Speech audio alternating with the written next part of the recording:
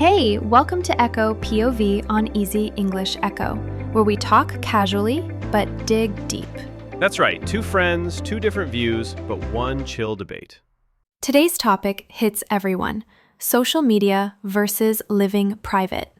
I'll be clear, I'm team private. Less posting, more peace. And I'm on the other side, team social. Share it, don't spare it. Bold words, but why share your morning coffee with strangers?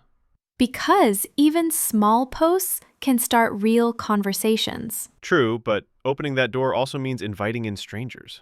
Risks are everywhere. We still cross streets with cars, right? Sure, but we still look both ways first. Online, most people don't. That's why we should learn smart posting, not vanish completely. Smart posting? Give me an example. Like posting after you leave, hiding your location, or close friends lists. Decent advice, but attention is like a hungry pet. Yeah, but if you train it, that pet brings joy, not chaos. Unless you forget the rules, then it eats your focus and sleep. Ha, fair. Still, social media gave me a job lead last month. Nice. Mine gave me a headache just last night. Doom scrolling again? Yep, drama, bad news, and a cat dressed as an avocado at 2 a.m. Okay, but that cat was legendary. Legendary doesn't help when my alarm rings at 6 a.m.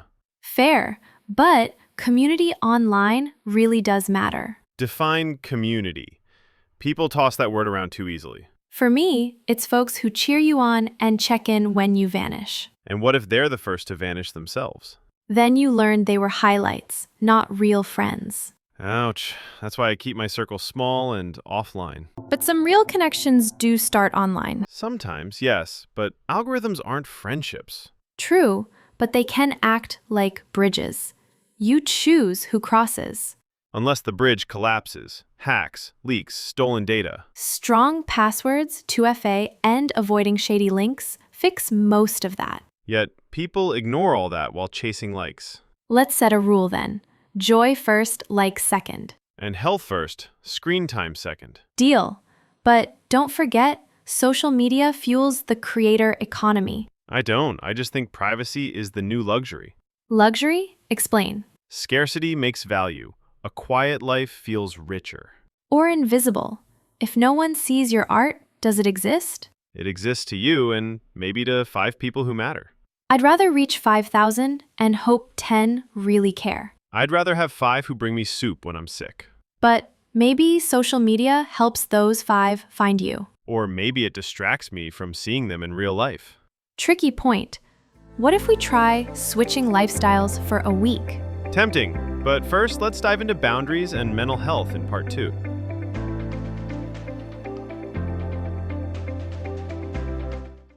So, boundaries. That's my number one reason for going private. Boundaries matter, I agree. But do you mean time, or privacy, or both? Both. Time boundaries keep me sane. Privacy boundaries keep me safe. But if you disappear completely, don't you risk missing opportunities? I'd rather miss an opportunity than lose my sleep, focus, or peace. But social media can be balanced. You don't need to scroll all night. Easier said than done. Apps are built to keep us hooked. True, but so are potato chips. We still learn when to stop. Except chips don't send push notifications at midnight. Ha, fair. Still, notifications can be turned off with one click. Yet most people don't click. That's the trap. So you're saying the apps control us? I'm saying the design is addictive. People underestimate it. Okay, addiction is real. But so is discipline. Discipline works until you're tired, stressed, or bored. That's why community helps. Friends can remind you to log off. Or they can pressure you to stay online longer. Depends on who you follow. I follow creators who inspire me. I follow silence. It inspires me more.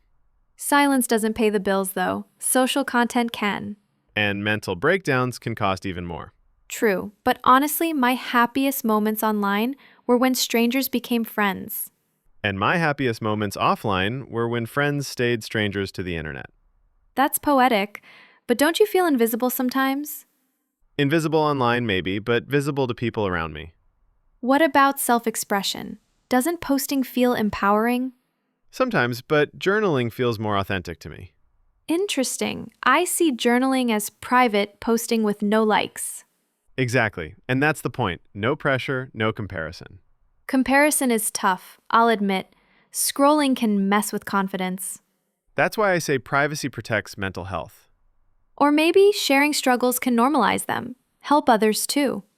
Sure, but oversharing can also trigger more judgment. Depends on the audience. Some spaces are truly supportive. And some are toxic, full of hate and envy. I won't deny that. I felt drained after endless comments. That's why stepping back can feel like breathing fresh air. But staying visible means your work has impact. Staying visible means your mind has rest. So it's impact versus rest? That's a tough trade. Maybe. Or maybe it's choosing when to step in and when to step out. Like switching gears instead of quitting the car. Exactly. Boundaries are like brakes. You need them to drive safely. I like that. So maybe social isn't the enemy, but lack of brakes is. And maybe privacy isn't hiding, it's just parking when needed. Ha! We just turned life into a driving lesson. Better than doom scrolling. True. Okay, let's test this with real stories in part 3.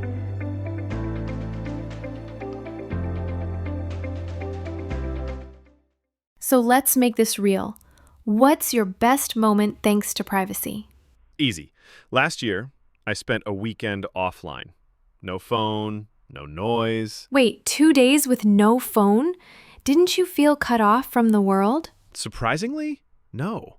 I actually felt more alive. I noticed birds, trees, even my own thoughts. That sounds peaceful.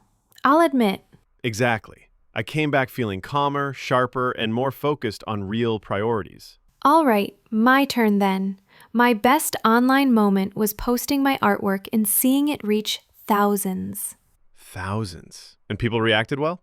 More than reacted. One share led to an art teacher contacting me, offering to mentor my work. Wow. That's genuinely cool. You probably wouldn't have met them in real life. Exactly. That one post turned into a door I didn't even know existed. I get it. That kind of recognition can be powerful motivation. It's more than recognition. It's proof that your voice, your art, can travel beyond your small circle. True, but for every golden door, there's also endless noise. That's fair. But the good news is, noise can be muted. Missed doors can't be replaced. So you'd take the noise and stress just for one big chance. Honestly, yes. Life feels too short to keep your light hidden away. And I'd say life is too short to waste caring about strangers' random opinions. Ha, and there we go. That's the exact heart of this whole debate. Yep, for me, privacy equals freedom. The freedom to live without constant eyes on me. And for me, social media equals connection, the ability to reach people I never could otherwise. Freedom to breathe, slow down, and think clearly. Connection to grow, learn, and share ideas widely. Privacy means less comparison and more authenticity. Social means more opportunities and sometimes life-changing exposure. Privacy gives me stronger focus and deeper presence. Social gives me a wider impact and a bigger stage. Privacy builds deeper bonds with fewer people. Social builds broader networks, even if some stay shallow. Looks like both sides really do carry some real value. Exactly. There isn't a single answer. It depends on the person. Some people thrive in sharing. And some people thrive in staying private. So maybe the real skill is not picking sides, but knowing yourself. Right. And then building the balance that actually fits your goals. Kind of like setting a diet plan, but for your attention and energy. Portion control for screen time. Yep, too much, you get sick. Just enough, you stay healthy.